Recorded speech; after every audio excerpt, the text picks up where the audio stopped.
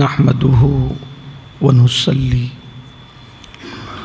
ونسلم على رسوله الكريم أما بعد فأعوذ بالله من الشيطان الرجيم بسم الله الرحمن الرحيم والتين والزيتون وطور سينين وهذا البلد الأمين لقد خلقنا الإنسان في أحسن تقويم ثم رددناه أسفل سافلين صدق الله العظيم. غوث اعظم بمنے بے سرو ساما مددے قبلہ دین مددے کعبہ ایمان مددے بگرداب بلا افتاد کشتی مدد کن یا معین الدین چشتی. پڑھیا الصلاۃ والسلام علیک یا رسول اللہ، الصلاۃ والسلام علیک یا نبی اللہ، الصلاۃ والسلام علیک یا حبیب اللہ وعلى آلك وأصحابك يا نور الله صلی اللہ تعالی علیہ وسلم. ہم خاک ہے اور خاک ہی ماوا ہے ہمارا، ہم خاک ہے اور خاک ہی ماوا ہے ہمارا، خاکی تو وہ آدم جد اعلیٰ ہے ہمارا. جس خاک میں مدفون ہے اس خاک سے تعمیر ہے مزار شہ کونین. جس خاک سے تعمیر ہے مزار شہ کونین، وہ خاک تو اللہ سے تمغہ ہے ہمارا. آج کی یہ محفل برادر ذی قدر جناب حافظ سراج صاحب نے اپنے والدین اور اپنے رشتہ داروں کے ایصال ثواب کے لیے منعقد کی ہے، اور اسی مناسبت سے یہ مختصر محفل ہے جس میں قرآن حکیم سے کچھ مبارک آیتوں کی تلاوت کرنے کا شرف حاصل کیا ہے. اللہ تعالیٰ فرماتا ہے والتین والزیتون وطور سینین وہذا البلد الامین. اللہ تعالیٰ نے 4 قسمیں اٹھائی ہے. اللہ فرماتا ہے انجیر کی قسم، زیتون کی قسم، طور سینا کی قسم اور شہر مکہ کی قسم. 4 قسمیں اٹھائی اور 4 قسمیں اٹھا کر کے پھر اب اپنی بات اور اپنا کلام اور اپنا بیان ارشاد فرمایا. انسان قسم اس وقت اٹھاتا ہے جب وہ اپنی بات کو کے اندر وزن پیدا کرنا چاہتا ہے کہ بھئی لوگ میری بات پر یقین نہ کریں گے، تو انسان قسم کھا کر کے بات کہتا ہے تاکہ لوگ یقین کریں. اور اسلام میں قسم کا بڑا اعتبار ہے، اور ویسے بھی زیادہ قسم کھانے سے منع کیا گیا ہے. اگر کوئی سچی قسم بھی زیادہ کھاتا ہے تو سچی قسم زیادہ کھانے سے بھی اس کی روزی سے برکت اٹھ جاتی ہے. اس لیے سچی قسم بھی اس وقت تک نہیں کھانا چاہیے جب تک عزت جانے کا یقین نہ ہو، جب تک جان جانے کا یقین نہ ہو، جب تک شدید نقصان مال کے ہونے کا یقین نہ ہو اس وقت تک سچی قسم بھی نہیں کھانا چاہیے۔ قسم آخری اسٹیپ ہے، جب لوگ بات کا یقین نہ کریں تو تب قسم کھانا چاہیے، وہ بھی سچی بات پر۔ اور جھوٹی بات پر تو جان چلی جائے لیکن قسم نہیں کھانا، کیونکہ حدیث قدسی ہے، اللہ کے رسول علیہ السلام فرماتے ہیں کہ میرے اللہ نے مجھ سے کہا کہ محبوب، جو زندگی میں ایک مرتبہ میرے نام کی جھوٹی قسم کھائے گا میں اس پہ بھی لعنت کروں گا، اس کی اولاد پہ بھی لعنت کروں گا، اور قیامت تک اس کی نسلوں پہ لعنت کرتا رہوں گا۔ ایک بار جھوٹی قسم کھانے کا وبال یہ ہے، اس لیے کبھی جھوٹی قسم نہیں کھانا زندگی میں، چاہے بڑے سے بڑا نقصان اٹھانا پڑے۔ تو انسان قسم اس لیے کھاتا ہے تاکہ اپنی بات کو سچا ثابت کرے اور اپنی بات میں وزن پیدا کرے، لیکن اللہ کا تو کلام ہی سچا ہے، لا ریب فیہ، اس میں کوئی شک کی گنجائش ہی نہیں ہے۔ ایک مرتبہ ایک مجذوب بزرگوں کے سامنے کسی نے قرآن کی تلاوت کی جس میں اللہ نے قسم یاد فرمائی، وہ چیخ مار کر کہنے لگے کہ ہم تو ایمان لائے، قسم کھانے کا کس نے کہا تھا اور قسم کھانے پر کس نے مجبور کیا تھا، اور اس قسم کی ہیبت سے وہ زمین پر گرے اور انہوں نے جان دے دی۔ تو اللہ کا تو کلام ہی سچا ہے، قل صدق اللہ، وہ مجبوریوں سے پاک ہے، وہ سچا ہے، اے محبوب فرما دے وہ سچا ہے۔ تو ایک قسم وہ اٹھا لے بغیر قسم کے کہے تو بھی بات اس کی سچی ہے، لیکن ایک قسم اٹھائے تو پھر کیا کہنا۔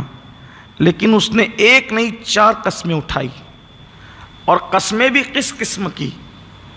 3 زیتون، طور سینین اور بلد امین کی۔ 3 زیتون، انجیر اور زیتون کی قسم۔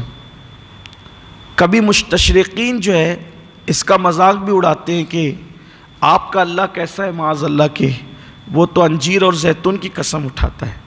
لیکن قرآن کو سمجھنے کے لیے صاحب قرآن کے قرب کی ضرورت ہے۔ یہاں 3 اور زیتون جو بیان کیا گیا ہے، اگر آپ اس کی تفسیر میں جائیں گے تو پتہ چلے گا کہ چونکہ ہر شہر کی کسی نہ کسی چیز سے پہچان ہوتی ہے، جیسے اگر ہم کہیں گے کہ تاج محل تو کوئی یہ نہیں کہے گا کہ بھروچ، کوئی یہ نہیں کہے گا بڑودہ، کوئی یہ نہیں کہے گا ممبئی، کوئی یہ نہیں کہے گا دلی۔ آپ نے جہاں تاج محل کہا سب کے دماغ میں آ جائے گا مطلب آگرہ، صحیح ہے۔ اسی طریقے سے آپ کہیں گے بھول بھلیا تو آپ کے ذہن و دماغ میں فوراً آئے گا لکھنؤ۔ تو اشیاء سے شہر مشہور ہوتے ہیں، تو کبھی کبھی چیزوں کا نام لے کر شہر مراد لیا جاتا ہے۔ تو اللہ نے فرمایا 3 اور زیتون، تو یہاں 3 سے مراد شہر ابراہیم ہے اور زیتون سے مراد شہر عیسیٰ ہے۔ اب یوں اس کا ترجمہ ہوا یا ترجمانی ہوئی، شہر ابراہیم کی قسم، شہر عیسیٰ کی قسم، شہر موسیٰ کی قسم، شہر مصطفیٰ کی قسم۔ چاروں اولو العزم پیغمبروں کے شہروں کی قسم اٹھائی، اور چونکہ طور سینین اور حاضل بلد الامین تو واضح ہے، لیکن 3 اور زیتون نے بتا دیا کہ یہاں ابراہیم علیہ السلام کی ولادت گاہ مراد ہے، اور یہاں عیسیٰ علیہ السلام کی ولادت گاہ مراد ہے، اور یہاں موسیٰ علیہ السلام نے جہاں اللہ سے کلام کیا وہ مقدس میدان مراد ہے، اور بلد امین سے مراد جہاں مصطفیٰ جان رحمت کی پیدائش ہوئی۔ اس سے پتہ چلا کہ اللہ کے نزدیک مولود انبیاء کتنا قیمتی ہے کہ اللہ تبارک و تعالی محبوبوں کے مولود کی جگہ کی قسم یاد فرما رہا، ولادت گاہ انبیاء کی جگہوں کی قسم یاد کی جا رہی ہے۔ اس سے پتہ چلا کہ میلاد انبیاء بھی بڑی اہم ہے، اور جہاں پیدا ہوئے وہ بھی اہم ہے، اور اس مقام کی اہمیت کتنی ہے کہ اللہ جس کی قسم اٹھائے۔ ہم جو چیز قیمتی ہوتی ہے اس کی قسم اٹھاتے ہیں، ہم جو چیز قیمتی ہوتی اس کی قسم اٹھاتے ہیں. یعنی کوئی یہ نہیں کہتا تیرے جوتے کی قسم، بلکہ کیا کہتے ہیں؟ تیرے سر کی قسم. حالانکہ ان قسموں کا اعتبار نہیں ہے. تو شہر کو سر کو قیمتی سمجھا تو کہا کہ سر کی قسم. بچے کی قسم، بچے کو قیمتی سمجھا تو کہا بچے کی قسم. ماں کو قیمتی سمجھا تو کہا ماں کی قسم. بیوی کو قیمتی سمجھا تو کہا بیوی کی قسم. تو ہم جس کو قیمتی سمجھتے ہیں اس کی قسم کھاتے ہیں، اور اللہ جس کی قسم اٹھا دیتا ہے وہ قیمتی ہو جاتی ہے. اللہ نے جس کی قسم اٹھا لی اب اس کی عظمت اور بزرگی پتا چلی. 4 قسمیں اٹھائی. اس سے میلاد کی عظمت بھی پتا چلی اور انبیاء کی جائے ولادت کی عظمت بھی پتا چلی. لوگ کہتے ہیں کیا رکھا ہے ولادت گاہ مصطفیٰ میں؟ ہم نے تو اس کو چھوٹی سی کوٹری بنا دی. تم جو کہو کیا رکھا ہے، لیکن اللہ سے پوچھو کیا رکھا ہے. حاضر بلد الامین کہہ کر اللہ نے ولادت گاہ مصطفیٰ کی قسم یاد فرمائی اور بتا دیا کہ قدرت جس کی قسم اٹھاتا ہے یا قدرت جس کی قسم اٹھاتی ہے وہ ولادت گاہ مصطفیٰ جان رحمت ہے. اور اب 4 قسمیں اٹھا کے کہا لقد خلقنا الانسان فی احسن تقویم. ہم نے انسان کو جوانی عطا کی. اس کا لفظی ترجمہ تو یہ کہ ہم نے انسان کو اچھی صورت پر پیدا کیا، لیکن مفسرین فرماتے ہیں یہاں اچھی صورت سے مراد جوانی ہے. اس لیے کہ کوئی کیسا بھی ہو، کالا ہو، گورا ہو، نکٹا ہو، چپٹا ہو، جب وہ جوان ہوتا ہے تو اچھا ہی لگتا ہے، جوانی اچھی لگتی ہے. اسی لیے قدرت نے 4 قسمیں اٹھا کر اب انسان کی جوانی کو بیان کیا کہ ہم نے انسان کو شباب عطا کیا، جوانی عطا کی. اللہ کو جوانی اتنی پسند ہے کہ جب اللہ اپنا دیدار کرائے گا تو کسی بچے کو نہیں کرائے گا، کسی بڈھے کو نہیں کرائے گا. جب جنت میں دیدار کرائے گا تو پہلے لوگوں کو جوانی عطا کرے گا، اس کے بعد دیدار کا شرف عطا کرے گا. اسی لیے جوانی کی بڑی اہمیت ہے اور جوانی بہت قیمتی ہے. اور آپ سے کہتا ہوں کہ جوانی کی قدر کریں، اس لیے کہ جوانی کے بعد اللہ نے بڑھاپے کا ذکر بھی فرمایا. جوانی کا ذکر 4 قسمیں اٹھا کر کے کیا، اور یہی 4 قسمیں جو ہے وہ چونکہ سلسلہ کلام جاری ہے تو بڑھاپے کے لیے بھی 4 قسمیں اٹھائی ہے، بلکہ پورا مضمون اسی سے وابستہ اور کنیکٹ ہے. اس تسلسل ہے پورے کلام کا. آپ غور سے اس کو سنیں گے تو بات سمجھ میں آئے گی. اللہ نے جوانی کی قسم اٹھائی. اللہ تعالیٰ نے جوانی کا ذکر کرنے سے پہلے 4 قسمیں اٹھائی اور جوانی کا ذکر کیا کہ ہم نے انسان کو جوانی عطا کی، لیکن جوانی ایک مخصوص مدت کے لیے عطا کی. اب ہماری جوانی کی عبادت پر ہمارے بڑھاپے کا انحصار ہے. بڑھاپا ہمارا کیسا ہوگا اور بڑھاپے میں ہمارا انجام کیا ہوگا، اس کا انحصار ہماری جوانی پر ہے. اگر کوئی جوانی کی قدر کرے اور اللہ کی عبادت کرے اور اچھے اعمال کرے، اگر کوئی جوانی میں اللہ کو راضی کر لے، نیک کام کر لے، بہت خوبصورت ہوتا ہے اس کا بڑھاپا. بلکہ اس کے اعضاء کو بڑھاپا آتا ہے لیکن اس کی شوکت کو بڑھاپا نہیں آتا، اس کی عزت کو بڑھاپا نہیں آتا، اس کی وجاہت کو بڑھاپا نہیں آتا، اس کی روحانیت کو بڑھاپا نہیں آتا. جو لوگ اپنی جوانی کو پاک دامنی کے ساتھ گزارتے ہیں، لیکن اگر کوئی بندہ جوانی میں گناہ کرے، جرائم کرے، پاپ کرے، برائی کرے، تو قدرت کہتی ہے اللہ اکبر. اللہ فرماتا ہے لقد خلقنا الانسان فی احسن تقویم ثم رددناہ اسفل سافلین، کہ پھر ہم نے انسان کو بڑھاپے کے گڑھے میں ڈھکیل دیا، اسفل سافلین میں ڈال دیا. اس سے مراد بڑھاپا ہے. اسفلا سافلین سے مراد مفسرین فرماتے ہیں ہم نے بڑھاپے کے گڑھے میں ڈھکیل دیا. روایتوں میں آتا ہے کہ جو جوانی میں پاپ کرتے، اللہ کو ناراض کرتے ہیں، اللہ ان کو اتنا دردناک بڑھاپا عطا کرتا ہے کہ انسان تو انسان ہے، ان سے جانور بھی نفرت کرتے ہیں. ان بوڑھوں سے جا کے پوچھو جن لوگوں نے اپنی جوانی کو آوارگی اور عیاشی میں گزاری ہے، انہیں نیند بھی نہیں آتی. وہ نیند کے طالب ہیں، انہیں نیند بھی نہیں آتی، وہ بے چین رہتے ہیں، وہ بستروں میں چھپ چھپ کر روتے ہیں. لیکن جوانی آئی تھی جانے کے لیے، اس کی قدر نہیں کی اور جرائم کی اور گناہ کیے. پھر اللہ تعالیٰ نے نہ جانے والا بڑھاپا مسلط فرما دیا. اب یہ بڑھاپے کے لمحات کٹتے نہیں. اب نہ بیوی قریب ہے، نہ بچے قریب ہے، نہ اہل خانہ قریب ہے. کتنا دردناک ہے انسان کا بڑھاپا. اللہ تبارک و تعالیٰ فرماتا ہے جوانی دی اور پھر جس نے جوانی کی قدر نہ کی ہم نے اس کو بڑھاپے کے دلدل میں اور اس کے گڑھے میں ڈھکیل دیا. بلکہ جن لوگوں نے جوانی میں اللہ کے غضب کو چیلنج کیا اللہ تبارک و تعالیٰ ان کو اتنا دردناک بڑھاپا عطا کرتا ہے کہ وہ موت مانگتے تو انہیں موت بھی نہیں آتی. لوگوں پر وہ بوجھ محسوس ہونے لگتا ہے. بیٹے بھی کہتے ہیں کہ پتہ نہیں یہ کب مرے گا اور اس کو کب موت آئے گی, اور لوگوں سے دعا کراتے ہیں کہ دعا کریں کہ اللہ انہیں جلدی سے چلتے پھرتے میں اٹھا لے. تو جوانی پر انحصار ہے, لیکن افسوس اتنی خوبصورت اور حسین جوانی اللہ نے انسان کو عطا کی ہے اور انسان جوانی کو پانے کے بعد اللہ کی نافرمانی کر رہا ہے. بہت دن تک کہ یہ جوانی نہیں رہے گی, طاقت نہیں رہے گی. طاقت کے بلبوتے پر انسان جرائم نہ کرے, گناہ نہ کرے. میرے آقا صلی اللہ علیہ وآلہ وسلم فرماتے ہیں 40 سال تک جوانی انسان کی رہتی ہے.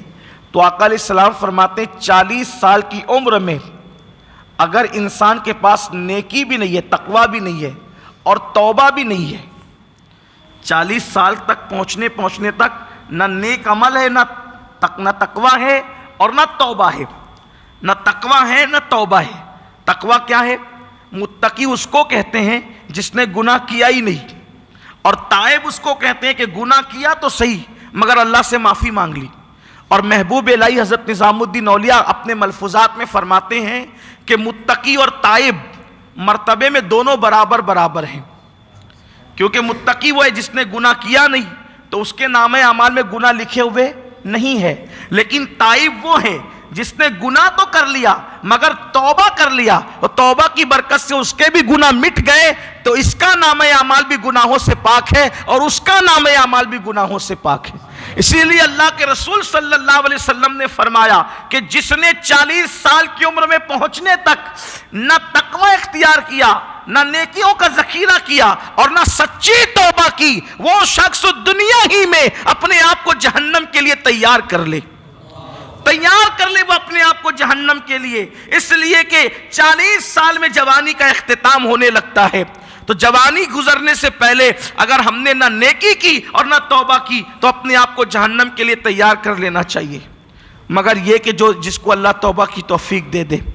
تو فرمایا گیا کہ جوانی عبادت کے لیے, جرائم کے لیے نہیں, لیکن آج جوانی کو گناہوں کے لیے لوگوں نے وقف کر رکھا ہے. بلکہ سوچ یہ بنی ہے چلو یار جوانی میں عیش کریں, آرام کریں, آوارگی کریں, ناجائز اور حرام کام کریں, اس لیے کہ جوانی ہی تو عیش کے لیے ہے, جوانی ہی تو پاپ کے لیے ہے, جوانی ہی تو کھیل کود کے لیے ہے. مگر یاد رکھو یہ بہت بڑی انسان کی غلط فہمی ہے.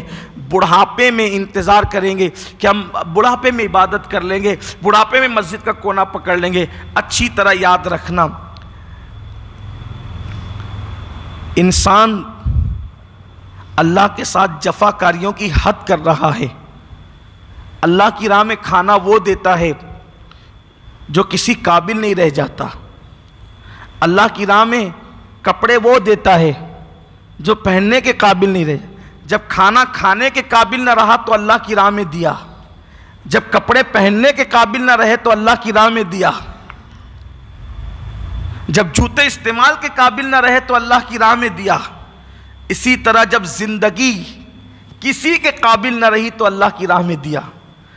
بڑی معذرت کے ساتھ اگر برا نہیں مانے تو ایک جملہ کہنا چاہتا ہوں. اللہ جہاں کریم و رحیم ہے وہاں وہ غیور بھی ہے, غیرت والا بھی ہے.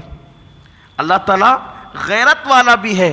جب تیری زندگی کسی کے قابل نہ رہی, نہ بیوی کے قابل رہی, نہ بچوں کے قابل رہی, نہ گناہوں کے قابل رہی, اب تو وہ بچی کچی اتری ہوئی باسی کسی زندگی کو جو کسی قابل نہیں ہے اب وہ اللہ کی راہ میں لگا رہے. جہاں وہ رحیم و کریم ہے وہاں وہ غیرت والا بھی ہے. جب وہ لاگر جانوروں کی قربانی قبول نہیں کرتا تو وہ تیرے بڑھاپے کی عبادت جو تو نے جوانی میں آوارگی اور عیاشیاں کہی ہے اور تو نے سوچا کہ چلو اب جوانی گزر گئی, بڑھاپا آ گیا, اب کسی قابل نہ رہا تو اللہ کو دے دو, تو کیا اللہ محتاج ہے؟ کیا آپ نے نہیں پڑھا حدیث میں لاگر اور بڈھے جانور جو چلنے کے قابل نہیں اللہ ان کی قربانی قبول نہیں کرتا. اللہ کو قربانی کے لیے فربا جانور اللہ کو قربانی کے تسر الناظرین، جو لوگ جو جانور ایک نظر میں دیکھ کر کے فوراً دل کو بھا جائیں، ایسے جانوروں کی قربانی وہ قبول کرتا ہے۔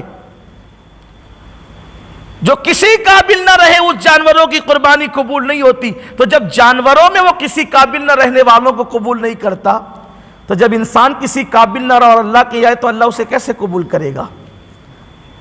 اللہ کے یہاں بڈھے ضرور قبول ہے، بوڑھے ضرور قبول ہے، بڑے مقدس ہے، مگر کون سے؟ جو جوانی میں اللہ کے در سے وابستہ رہے، اللہ کی بارگاہ سے وابستہ رہے، اللہ کی محبتوں سے وابستہ رہے، پھر وہ بوڑھے اللہ کی بارگاہ میں اتنے مقبول ہیں کہ جب ان کے بال سفید ہو جاتے ہیں تو اللہ فرشتوں سے کہتا ہے اگر یہ گناہ بھی کرے تو ان کے گناہ لکھنا مت، کیونکہ یہ جوانی میں گناہوں سے بچتا تھا۔ اور جب وہ دعا کرتا ہے تو اللہ اس کی دعا کو رد کرنے میں حیا فرماتا ہے۔ اور اللہ تبارک و تعالیٰ نے اعلان کر دیا کہ محبوب کہہ دو کہ جو مجھ پر ایمان لائے اور میرے محبوب پر ایمان لائے اور قیامت پر ایمان لائے، ان پر لازم ہے کہ وہ میرے بوڑھے ہو جانے والے بندوں کا احترام کریں۔ میرے بوڑھے، بلکہ یہاں تک فرمایا بوڑھوں کا احترام میرا ہی احترام ہے، بوڑھوں کی تعظیم میری ہی تعظیم ہے۔ یہ کون سے بوڑھے ہیں؟ فرمایا جو اسلام میں بوڑھے ہو جائیں، جو اللہ کی راہ میں بوڑھے ہو جائیں۔ لیکن وہ بوڑھے جو جوانی میں اللہ سے دور رہے، آوارگی اور گناہ کرتے رہے اور بچی کچی زندگی جو کسی کے قابل نہ ہوتی، یہ مت سوچنا جب بوڑھے ہو جائیں گے تو مسجد کا کونا پکڑیں گے۔ میں بوڑھوں کی کوئی برائی کرنے نہیں آیا، لیکن جوانوں کو آگاہ کرنے آیا ہوں، یاد رکھنا۔ اور پھر کوئی ضروری ہے کہ بڑھاپا نصیب بھی ہوگا؟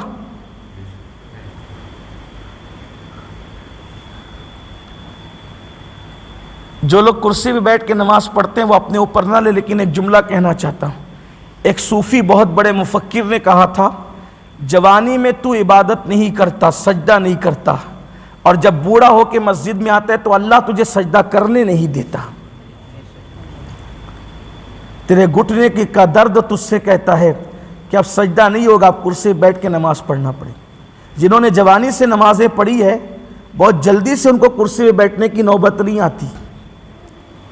جہالت کی وجہ سے لوگ کرسی پر بیٹھ کر نماز پڑھتے ہیں۔ ایک گھنٹہ جو کھڑے رہ سکتا ہے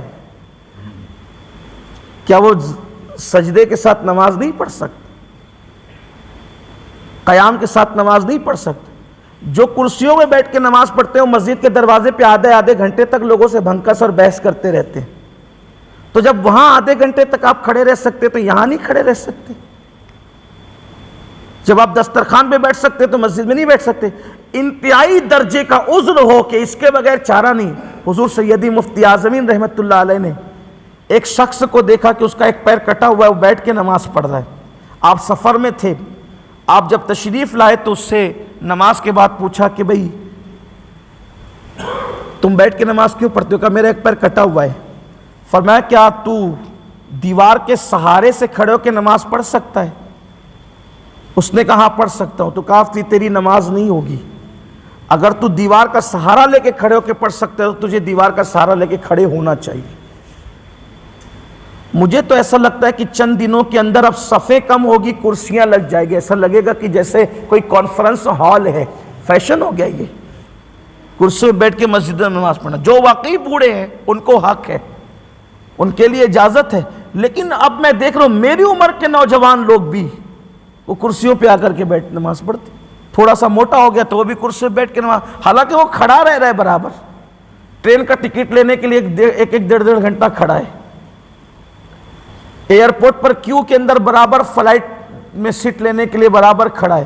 مسجد میں کھڑے نہیں رہنا ہے، یہ صورتحال ہے۔ لیکن کسی مفکر نے کہا تھا اگر جوانی میں سجدہ نہیں کرے گا خدا تجھے بڑھاپے میں کرنے نہیں دے گا، اس لیے جوانی میں سجدہ کرنے کی عادت ڈالو، انشاءاللہ تبارک و تعالی اللہ رکوع سجدے کے ساتھ نماز کی توفیق عطا کرے۔ اگر آزمائش کے طور پر اللہ تعالیٰ نے کسی کو بیماری دے دی ہے، اگر وہ بیٹھ کے پڑھتا ہے تو میرا اس پہ کوئی کمنٹ نہیں ہے، اس لیے کہ کبھی اللہ سزا کے طور پہ بیماری دیتا ہے اور کبھی اللہ آزمائش کے طور پہ دیتا ہے، جیسے ایوب علیہ السلام کو عطا فرمائی۔ تو قرآن کہتا ہے کہ ہم نے تمہیں خوبصورت جوانی عطا کی اور تم نے جب جوانی کی قدر نہیں کی تو ہم نے تمہیں بڑھاپے کے گڑھے میں ڈھکیل دیا۔ اب اس سے بچے گا کون؟ اس گڑھے سے بچے گا کون؟ اب قرآن آگے اس کو بیان کرتا ہے، اِلَّا الَّذِينَ آمَنُوا وعملوا الصالحات. اب اس گڑھے سے کون بچے گا؟ یعنی وہی بدبختی والے بڑھاپے سے، وہ نفرتوں والے بڑھاپے سے، اس کھوسٹ بڑھاپے سے، اس ذلت والے بڑھاپے سے کون بچے گا؟ تو قرآن کہتا ہے جو ایمان لائے، الا الذین آمنوا، جو ایمان لائے، وعملوا الصالحات، جو ایمان لائے اور نیک عمل کیے، اللہ تبارک و تعالیٰ اسے اسفلا سافلین سے محفوظ رکھے گا، اور صرف محفوظ ہی نہ رکھے گا، فرمایا ہم اسے کبھی نہ ختم ہونے والا اجر عطا فرمائیں گے. کبھی ختم نہیں ہوگا، ہم وہ اجر عطا کریں گے، کبھی ختم نہیں ہوگا. اس سے مراد دخول جنت ہے کہ ایک مرتبہ بندہ جنت میں جائے گا تو پھر دوبارہ اس کو نکالا نہیں جائے گا، اور وہ جنتوں کی نعمت سے لطف اندوز ہوتا رہے گا. اس لیے انسان کو چاہیے کہ اللہ نے اس کو جو بھی زندگی عطا کی ہے، اور بالخصوص جوانی کی زندگی، اس میں وہ نیک عمل کرے. اور نیک عمل صرف نماز، روزہ، حج و زکوٰۃ ہی نہیں ہے، بلکہ جو بھی کام آپ اللہ کے لیے کریں وہ نیک عمل ہے. جیسے رستے سے تکلیف دینے والی چیز کو ہٹا دینا، یہ بھی نیک عمل ہے. کسی کو دیکھ کے مسکرا دینا، یہ بھی نیک عمل ہے. آخری بات عرض کروں آپ کے سامنے، ہم لوگوں نے یہ سمجھ رکھا ہے کہ صرف تسبیح پڑھنا، روزہ رکھنا، نماز پڑھنا، داڑھی رکھنا، ٹوپی پہننا، یہی نیک عمل. ہم نماز بھی پڑھتے ہیں، جس کے بازو میں کھڑے رہتے ہیں اس کے لیے دل میں کینہ بھی رکھتے ہیں، مخلوق خدا کے لیے بغض اور دشمنی بھی رکھتے ہیں. حالانکہ حدیث پاک میں آیا ہے کہ جو مخلوق سے پیار نہ کرے، خالق کا پیار کبھی اس کے دل میں پیدا نہیں ہو سکتا. جو مخلوق کا احترام نہ کرے، خالق کا احترام اس کے دل میں کبھی پیدا نہیں ہو سکتا. آئیے جو بات اینڈ کرنے والا ہوں نیکی کے حوالے سے، کہ جب تک اللہ کی مخلوق پر شفیق اور مہربان نہیں ہو جاتے، اس وقت تک کہ ہمارے دل میں اللہ کی سچی محبت اور احترام اور تعظیم پیدا نہیں ہو سکتا. ابھی چند دن پہلے سیدی احمد کبیر رفاعی رحمت اللہ علیہ کا عرس گزرا. کیا وہ لوگ تھے جنہوں نے واقعی نیک اعمال کیے، نمازیں بھی پڑھتے تھے، روزے بھی رکھتے تھے، حج بھی کرتے تھے، زکوٰۃ بھی دیتے تھے، لیکن وہ لوگ مخلوق خدا کے ساتھ کتنے مشفق و مہربان تھے. آج مسلمانوں کے گلیوں میں جھگڑے، محلوں میں جھگڑے، کوچوں میں جھگڑے، مکانات میں جھگڑے.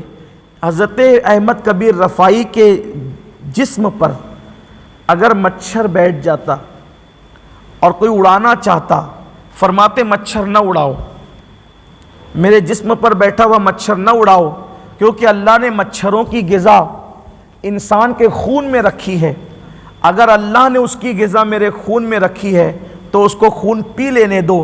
مچھر کو نہ دیکھو، مچھر بنانے والے یار کو دیکھو. جو لوگ مچھروں پر اتنی شفقت کرتے ہوں گے، وہ انسانوں پر کتنی شفقت کرتے ہوں گے. یہ کتنے مقدس لوگ تھے، ہم نے صرف ان کی کرامتیں سن کر نعرے لگائے، کبھی ان کی تعلیمات اور ان کی زندگی کو ہم نے دیکھا ہی نہیں. کس چیز نے ان کو اس مقام پر پہنچایا ہم نے یہ دیکھا ہی نہیں. ایک مرتبہ سیدی احمد الکبیر رفاعی سو رہے تھے، آپ سو رہے تھے.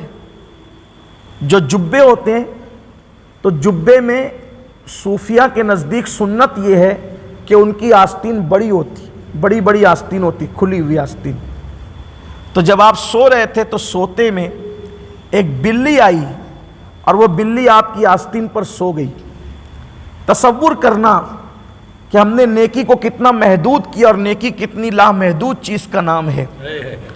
حضرت احمد الکبیر رفاعی سو رہے ہیں اور بلی آ کر آپ کی آستین پہ سر رکھ کر سو گئی. آپ کی آنکھ کھلی تو دیکھا کہ بلی سو رہی ہے. فجر کا وقت ہو رہا ہے. اب اگر آستین کھینچتے ہیں تو بلی کی نیند جاتی ہے، اس کی نیند میں خلل آتا ہے. کس کی؟ بلی کی نیند میں. اور اگر آستین یہی لے کر کے بیٹھے رہتے ہیں، لیٹے رہتے ہیں، تو فرض نماز چھوٹتی ہے. ایک طرف مخلوق کا حق ہے جسے بلی کہتے ہیں، ایک طرف خالق کا حق ہے جس نے انہیں پیدا کیا ہے. اب نماز چھوڑیں یا بلی کی نیند میں خلل پیدا کریں تو حضرت احمد الکبیر رفاعی نے اللہ کا حق بھی ادا کیا، مخلوق کا حق بھی ادا کیا، اپنے آپ کو قربان کیا اس طرح سے۔ آپ نے خاموشی سے قینچی طلب کی، قینچی منگائی، اور بلی کی نیند میں خلل نہ آئے، ہاتھ کو اندر کیا اور اتنا حصہ آستین کا کاٹ دیا تاکہ نماز فجر بھی ادا ہو جائے اور بلی کی نیند میں بھی خلل نہ آئے۔ جب آپ نماز فجر پڑھ کر تشریف لائے تو بلی جا چکی تھی، کٹی ہوئی آستین کا حصہ پڑا ہوا تھا۔ آپ نے سوئی دھاگا منگایا اور اپنی آستین کو پھر سل لیا۔ لوگوں نے کہا حضور آپ نے اپنی آستین کو عیبی بنا دیا۔ فرمایا بیٹا، مخلوق خدا کی نیند میں خلل کرنے سے بہتر تھا کہ میں اپنی آستین کو عیبی بناتا، اس لیے کہ یہ عیبی آستین تو ایک دن اتر جانا ہے، لیکن بلی کی نیند کا خلل قیامت کے دن میں نے اللہ کی بارگاہ میں جواب کیا دینا ہے۔ اب آپ اندازہ فرمائیں، یہ تھے مسلمان، یہ تھے اہل اللہ جو بلی کی نیند کا بھی احساس کرتے تھے۔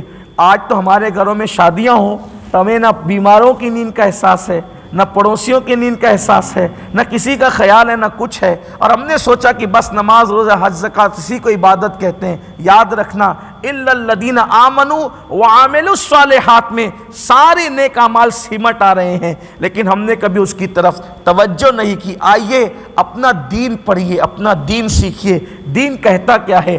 اگر ہم وہ دین جو ان بزرگوں نے پیش کیا، رسول اللہ سے لے کر ہمیں پیش کیا، اگر اس دن کو دنیا کے سامنے پیش کرے تو کوئی مائی کا لال نہیں ہے جو اسلام اور مسلمانوں کو دہشت گرد کہہ سکے، اس لیے کہ جو بلی کی نیند میں خلل نہ پیدا کرے وہ بلی کو مارے گا کیا، اور جو بلی کو پہ ظلم نہ کرے وہ انسان پہ کیا ظلم کرے گا۔ لیکن افسوس، اللہ اکبر، اس لیے کہ یہ چیزیں انہیں ملی کیوں تھی۔ آج تم رات کے 2-3 بجے آ کر کے دروازہ ٹھوکتے ہیں، کبھی بیوی کی نیند خراب کرنے، کبھی ماں کی نیند خراب کرنے، کبھی بہن کی نیند خراب کرنے۔ رحمت للعالمین کا انداز کیا تھا؟ جب میرے آقا سفر سے آتے، توجہ کریں، سفر سے آتے اور مدینہ منورہ قریب آ جاتا، وہ صحابہ سے کہتے رات ہو گئی، مدینے کے باہر قیام کر لو، اس لیے کہ رات کے اندھیرے میں گھر جاؤ گے تو ان کی نیند میں خلل آئے گا۔ تو ان کی نیند کو خلل سے بچانے کے لیے میرے آقا مدینہ منورہ کے باہر کے جنگلات میں پڑاؤ کرتے کہ ہم رات کو نہیں جائیں گے بلکہ صبح کو جائیں گے۔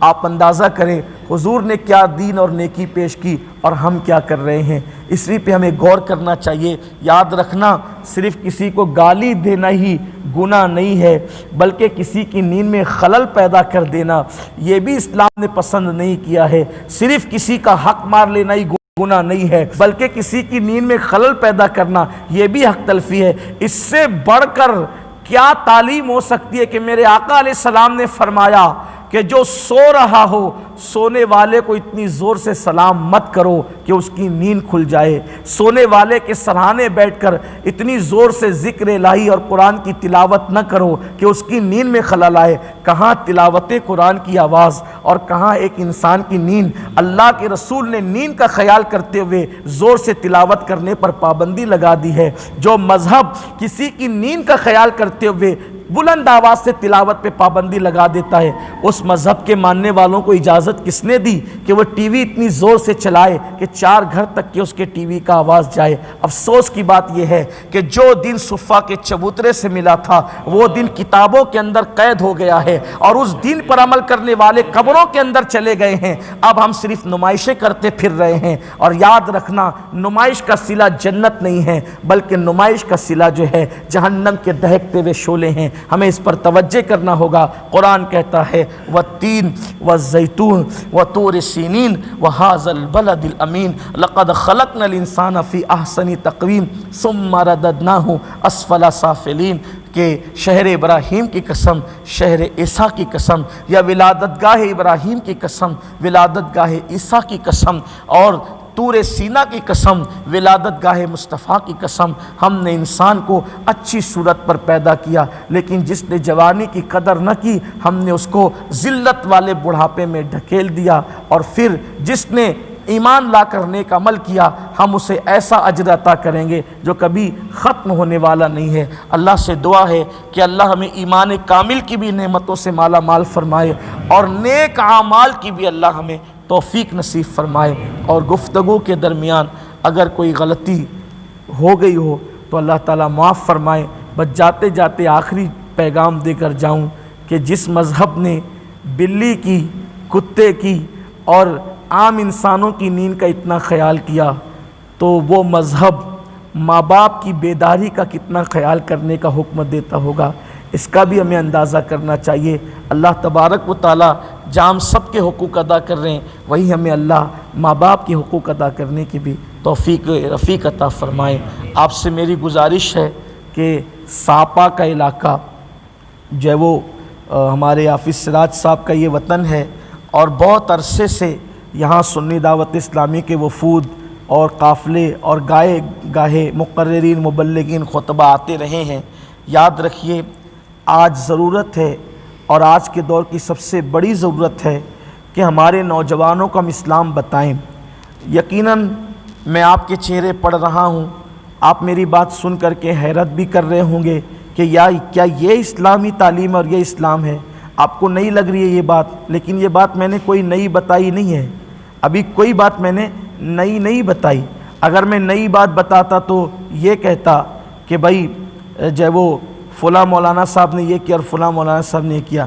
میں نے حضرت امام احمد کبیر رفاعی کی بات کی 900 سال پہلے کی بات، رسول اللہ کی بات کی 1450 سال پہلے کی بات، میں نے تفسیر بیان کی عبداللہ ابن عباس کی، یہ بھی 1450 سال پہلے کی بات، کوئی بات میں نے نئی نہیں کی، لیکن آپ کو لگ نہیں رہی ہے۔ کیوں؟ اس لیے نہیں لگ رہی ہے کہ ہم نے دین نہ سنا نہ پڑھا۔ اب اس لیے جب نہ پڑھیں گے نہ سنیں گے تو دین کے قریب ہم کیسے آئیں گے؟ تو ہمیں دین کے قریب آنا ہے تو ہمیں دین پڑھنا پڑے گا یا دین سننا پڑے گا اس کے لیے، اور اگر ہم ترقی چاہتے ہیں تو ہمیں دین کے قریب آنا پڑے، کیونکہ اگر ہم دین کے قریب آئیں گے تو ہمیں ترقی ملے گی، کیونکہ دین وہ ہے جس نے عرب کے بوریا نشینوں کو کیسر و کسریٰ کا تاجدار بنا۔ دین وہ ہے جس نے خود کی پہچان نہ رکھنے والوں کو اللہ کی پہچان عطا کی۔ دین وہ ہے جو لات و حبل کے پجاریوں کو دین نے اس ذلت سے اٹھا کر اس مقام پر پہنچایا کہ آسمان کے فرشتے کہنے لگے کہ اگر 1000 سال کی عمر لے کر آئیں اور ان کی فضیلت بیان کریں تو ہماری عمر ختم ہو جائے گی، ان کی فضیلت ختم نہیں ہوگی۔ آخر لات و حبل کے پجاری کبھی ہونے والوں کو اللہ تبارک و تعالیٰ نے کی پہچان جب دین نے عطا کی اور اللہ سے قریب کیا تو 1000 سال تک کہ ان کی فضیلتیں بیان ہو رہی، فضیلت ختم نہیں ہو رہی ہے۔ تو دین اتنا بزرگی عطا کرتا ہے، اتنا کمال عطا کرتا ہے، اتنا جمال عطا کرتا ہے، اتنی عزتیں عطا کرتا ہے، اتنی حرمتیں عطا کرتا ہے، لیکن ہمارا سب سے بڑا قصور یہ ہے کہ ہم دین کو سے دور چلے گئے، دین کو ہم نے گویا کہ معاذ اللہ اس سے دوری اختیار کر لی، فیشن کی وجہ سے، جدید تہذیب کی وجہ سے۔ ایک تحریک ہے اپنی جس کا نام سنی دعوت اسلامی ہے، اور اس کا مشن یہ ہے کہ یہ شہر شہر گاؤں گاؤں اس کی برانچیں قائم کی جائے، اور ان کی برانچ قائم کر کے نئی نسل کو دین سے قریب کیا جائے۔ اس کا مقصد کسی کی ذات سے قریب کرنا نہیں ہے، بلکہ بھٹکے ہوئے آہو کو سوئے حرم لے جانے کی یہ کوشش ہے۔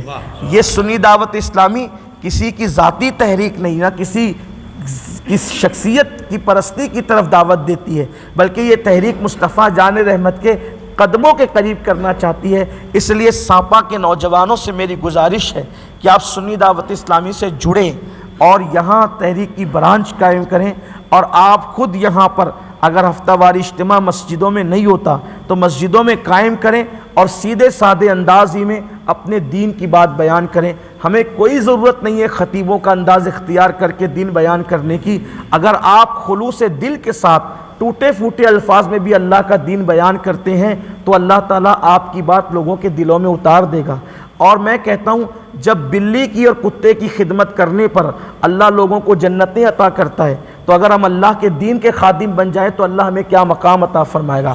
کجا کتے کو پانی پلانے پر جنت ملنا اور کہاں اللہ کے دین کی آبیاری کرنا، دونوں میں کتنا بڑا فرق ہے۔ اس لیے میری گزارش ہے کہ ہم دین کے خادم بنیں، اور جتنا ہم دین جانتے ہیں یاد رکھنا دین کی خدمت کے لیے کوئی عالم ہونا، کوئی خطیب ہونا، کوئی مقرر ہونا، کوئی مسجد کا امام ہونا ضروری نہیں ہے۔ اللہ کے رسول نے فرمایا بلغوا عنی ولو آیا، اگر تمہیں میری ایک ہی بات معلوم ہو تو تم اسے اپنے دوسرے مومن بھائی تک پہنچا دو۔ اگر آپ پہنچا دو گے تو اللہ تبارک و تعالیٰ آپ کو صلہ کیا دے گا۔ فرمایا گیا 70 سال تک غار میں بیٹھ کر عبادت کرنے پر وہ ثواب نہیں ملتا جو اللہ کے رسول کا ایک فرمان اپنے بھائی تک پہنچانے کا ثواب ملتا ہے۔ اس لیے میری گزارش ہے اپنی زندگی کو بامقصد بنائیں اور اپنے علاقے میں سنی دعوت اسلامی کی برانچز قائم کر کے آپ خود دین کے داعی بنیں۔ اگر ہمارا جوان دین کی طرف آ کر دین کا داعی بنتا ہے تو انشاءاللہ ایک عظیم انقلاب آئے گا، اس لیے کہ انقلابات نہ تیروں سے آتے ہیں، نہ تلواروں سے آتے ہیں، نہ بموں سے آتے ہیں، نہ ہتھیاروں سے آتے ہیں۔ اگر انقلاب آتا ہے تو عاشقان مصطفیٰ کے ذریعے سے انقلاب آتا ہے۔ آئیے ہم خود بھی نیک بنیں، اوروں کو نیک بنائیں۔ اللہ تعالی ہم سب سے وہ کام لے جس سے اللہ اس کے رسول راضی ہو جائیں۔